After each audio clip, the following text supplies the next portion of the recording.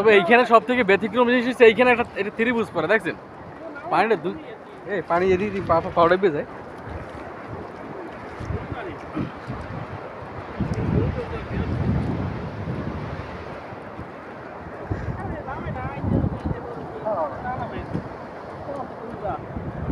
আমরা বলছিলাম না যে প্রিপারেশন লন হালকা পাতলা,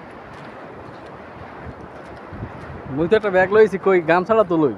আমি যদি নামলো ওদিকে এদিকে কিন্তু আন্ডার বাড়ি খাইছি পানি। আমি তো ঠ্যাং বড় বড় দেখছি। হ্যাঁ